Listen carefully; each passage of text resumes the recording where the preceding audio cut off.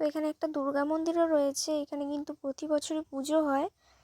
আমরা আসি মাঝে মাঝে। এই পুরো জায়গাটা জুড়ে মেলা বসে। দেখতেই পাচ্ছ পুরো জায়গাটা। আর আমি মন্দিরটা তোমাদের দেখাই, চলো।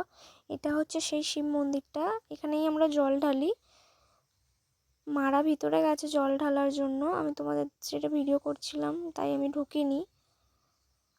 তো পিছনের ব্যাকগ্রাউন্ডটা তোমাদের দেখাই। এইটা পুরোটাই এখন জঙ্গল হয়ে রয়েছে। এটা কিন্তু অনেকটা বড় জায়গা। এগুলো সব পরিষ্কার করা হবে। তো খুব সুন্দর লাগে পরিষ্কার করলে। আর এইখানে বাবার মাথায় জল ঢালার জলটা এসে পড়ে। এই জায়গাটা কিন্তু খুবই শান্ত, খুবই সুন্দর জায়গা। চারিপাশে কোনো মানুষের সমাগম নেই, পুরো একদম শান্ত পরিবেশ। কত গাছপালা, খুব সুন্দর পরিবেশ এখানটায়। তো এখানে একটা পুকুরও রয়েছে। এই পুকুরটাতেও অনেকে স্নান করে, আমি কখনো করিনি এসে। তো দেখতেই পাচ্ছ এই পুকুরটা। জায়গাটা কিন্তু খুব সুন্দর। এই ঘাটটা অনেকটাই পুরাতন মনে হয় দেখলে, ভেঙে গেছে। তো আমি এখানটায় নামলাম তোমাদের ভালো করে দেখানোর জন্য। দেখতেই পাচ্ছ ঘাটটা কিন্তু অনেকটাই পুরাতন।